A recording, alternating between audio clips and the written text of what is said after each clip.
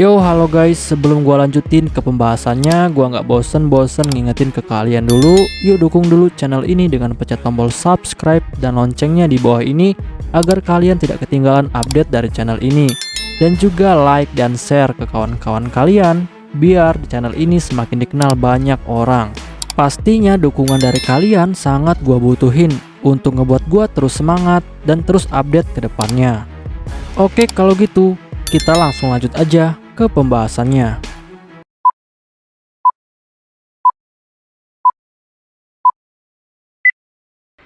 Yo, halo guys, di video gua kali ini gue bakal ngebahas light novel Isekai wa Smartphone Totomoni volume ke-9 chapter ke-14. Di chapter ini bakal dibahas tentang pencurian frame gear bagian ke-7. Untuk kalian yang belum nonton chapter sebelumnya, silahkan ditonton terlebih dahulu. Pada keesokan harinya, saat ini Toya sedang melakukan uji coba kepada kapal terbang yang baru saja dibuat oleh Rosetta dan juga Monica.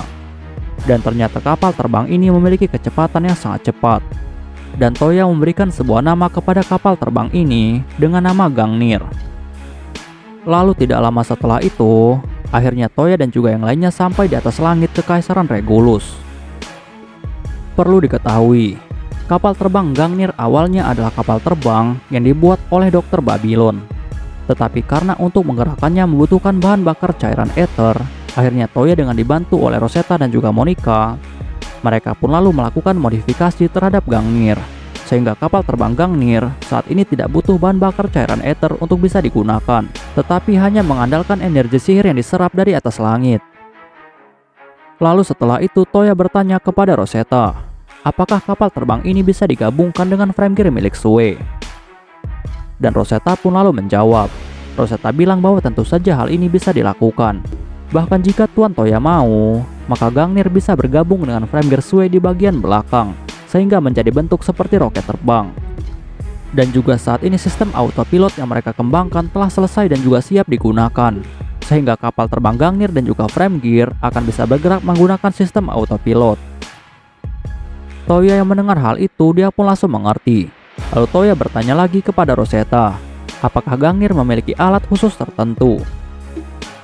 Dan Rosetta pun langsung menjawab. Rosetta bilang bahwa Gangnir saat ini tidak memiliki alat khusus apapun. Dan satu-satunya kelebihan yang dimiliki oleh Gangnir saat ini hanyalah karena dia terbuat dari sebuah material yang sangat keras, bahkan lebih keras daripada yang lain dan juga frame gear. Bahkan jika Tuan Toya mau, maka Gangnir bisa menghancurkan tubuh Frase jika dia ditabrakan. Toya yang mendengar hal itu, dia pun akhirnya langsung mengerti jika kapal Gangnir bisa digunakan sebagai alat untuk serangan bunuh diri. Tetapi Toya tidak mau melakukan hal itu jika keadaan tidak benar-benar genting. Lalu tidak lama setelah itu, Gangnir pun akhirnya sampai di atas langit kerajaan Rothmer dan akhirnya sampai di atas langit kerajaan Yulong. Dan di sini Toya pun akhirnya bisa melihat jika ternyata kerajaan Yulong masih dalam keadaan hancur dan belum pulih sepenuhnya. Tetapi banyak warga yang sudah mulai beraktivitas seperti biasanya untuk bertahan hidup. Dan juga di sini Toya berpikir bahwa kemungkinan sebagian orang yang ada di kerajaan Yulong saat ini telah menganggapnya sebagai seorang musuh. Tetapi tiba-tiba Kohaku pun langsung menghubungi Toya melalui telepati. Dan Kohaku bilang kepada Toya bahwa Nyonya Yae ingin berbicara dengan Tuan Toya. Toya yang mendengar hal itu, dia pun langsung setuju. Dan setelah itu, Yae pun langsung memberitahu Toya. Yae bilang bahwa baru saja dia menerima sebuah pesan dari ibunya yang ada di wilayah Isen. Dan ibunya bilang di surat itu bahwa saat ini pasukan Hideyoshi sudah melakukan serangan ke kota Oedo dengan 200.000 pasukannya. Sedangkan pasukan aliansi Tokugawa dan juga Date Masamune hanya berjumlah 60.000 saja untuk menahan serangan itu. Tetapi sayangnya pasukan Hideyoshi berhasil unggul dan membuat Tuan Tokugawa Ieyasu terluka parah. Toya yang mendengar hal itu, dia pun menjadi sangat terkejut karena ternyata pasukan Hideyoshi bergerak terlalu cepat. Bahkan Toya menduga jika tujuan Hideyoshi melakukan serangan ini adalah karena Hideyoshi ingin segera menyatukan seluruh Isen dan melakukan serangan ke wilayah Yulong. Lalu Yae dengan sangat panik langsung bilang kepada Toya bahwa dia akan menggunakan frame gear Square Light miliknya untuk mengalahkan pasukan Hideyoshi.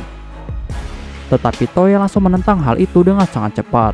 Toya bilang bahwa Yae jangan terlalu terburu-buru untuk melakukan tindakan, karena dia tidak mau Framegir digunakan untuk berperang dengan manusia.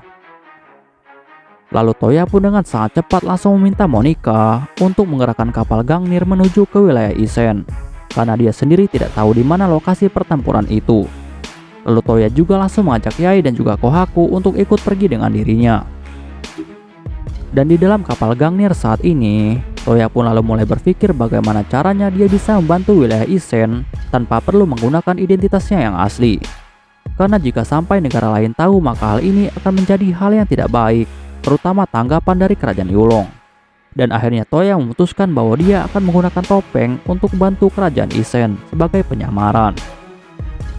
Lalu setelah itu Toya pun langsung membuat sebuah topeng menggunakan material mithril. Dan topeng ini memiliki bentuk seperti iblis bertanduk. Bahkan Toya juga membuat pakaian gaya Isen dengan model yang sangat elegan. Lalu tidak lama setelah itu, Monika pun langsung memberitahu Toya bahwa mereka saat ini sudah sampai di atas langit wilayah Isen. Dan akhirnya Toya pun melihat wilayah pertempuran yang sangat mencekam. Lalu setelah itu dengan sangat cepat, Toya pun bersama dengan Kohaku langsung turun dari pesawat Gungnir dan langsung menahan pasukan musuh yang akan menerobos kastil. Sedangkan untuk Yae, dia disuruh Toya untuk mencari kakaknya dan juga ayahnya yang ada di dalam kastil. Lalu saat Kohaku berubah ke dalam bentuk aslinya, ternyata hal ini membuat pasukan dari kedua belah pihak menjadi sangat terkejut. Bahkan yang membuat mereka lebih terkejut lagi ada seorang pria bertopeng yang duduk di atas harimau itu. Sedangkan pasukan Hideyoshi yang merasa telah dihalangi, mereka pun akhirnya mencoba untuk menyerang Toya dan juga Kohaku. Tetapi dengan sangat mudah mereka semua langsung dilemparkan oleh Toya ke dalam parit. Sedangkan pasukan Tokugawa dan juga Date Masamune yang melihat hal itu, akhirnya mereka sadar jika Toya itu bukanlah musuh, melainkan seorang sekutu. Lalu Toya dengan sangat lantang langsung berteriak. Toya bilang kepada semua pasukan Hideyoshi bahwa ini hanyalah sebuah peringatan. Tetapi jika mereka tidak mau pergi, maka dia akan membantai mereka semua. Tetapi pasukan Hideyoshi tidak menanggapi hal itu, dan malahan mereka semakin menjadi marah dan terus menyerang. Toya yang melihat hal itu, dia pun langsung menggunakan sihir slip dan hal itu membuat hampir semua pasukan Hideyoshi jatuh terpeleset. Tetapi pasukan yang menaiki kuda dapat terus bertahan. Lalu para pemimpin pasukan Hideyoshi, mereka pun terus berteriak menyuruh semua anak buahnya untuk bangkit kembali. Perlu diketahui, sebenarnya di sini jika Toya mau, maka dia bisa melumpuhkan semua pasukan Hideyoshi dengan sangat mudah. Tetapi jika dia melakukan hal itu, maka Toya khawatir pasukan Tokugawa dan juga Date Masamune akan memanfaatkan hal itu untuk membunuh mereka semua. Dan Toya tidak mau hal itu terjadi, sehingga Toya memutuskan untuk membuat pasukan Hideyoshi mundur dari pertempuran. Lalu setelah itu, untuk memberikan pukulan mental yang kuat, Toya pun langsung melesat ke arah pasukan Hideyoshi dan mulai mengamuk menggunakan sebatang tombak. Dan Toya menjuluki dirinya dengan sebutan Silver Oni. Dan saat itu Toya terlihat seperti kesatria harimau putih.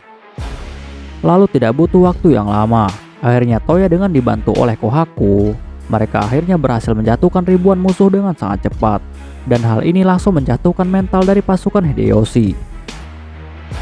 Tetapi tiba-tiba, akhirnya datanglah seorang kesatria muda dari pasukan Hideyoshi. Dan dia langsung mengenalkan dirinya kepada Toya. Dia bilang bahwa dia adalah salah satu bawahan dari klan Hashiba. Dan namanya adalah Fukushima Masanori. Lalu Masanori dengan penuh tekad bilang kepada Toya bahwa dia tidak akan pernah tunduk dengan kekejaman Silver Oni. Tetapi setelah dia mengatakan hal itu, Toya pun langsung menggunakan sihir slip di atas kuda miliknya. Dan hal itu membuat Masanori langsung terjatuh dengan sangat memalukan. Lalu Masanori akhirnya bangkit kembali dan mencoba menyerang Toya. Tetapi Toya dengan sangat cepat langsung menggunakan sihir Saikon Strum miliknya. Dan serangan itu akhirnya membuat Masanori dan beberapa ratus orang pasukan Hashiba langsung terpental karena serangan itu. Lalu salah satu pemimpin dari pasukan Hideyoshi yang melihat semua kejadian itu, akhirnya dia pun langsung memberikan perintah kepada semua pasukannya untuk segera melakukan serangan bersama-sama. Tetapi sayangnya serangan mereka itu ternyata gagal lagi, karena Toya telah menggunakan sihir badai pasir miliknya, sehingga membuat mata semua pasukan Hashiba menjadi kelilipan. Dan akhirnya setelah beberapa serangan dari Toya yang sangat hebat, akhirnya banyak pasukan Hashiba yang mulai merasa takut kepada Toya. dan Toya akhirnya dijuluki sebagai Silver Oni atau Iblis Silver. Dan tidak lama setelah itu akhirnya pasukan Tokugawa datang ke tempat Toya untuk memberikan bantuan, dan hal itu membuat pasukan Hideyoshi langsung memutuskan untuk segera mundur. Oke guys, pembahasan di chapter kali ini selesai sampai di sini dulu, dan bakal dilanjut lagi di chapter selanjutnya.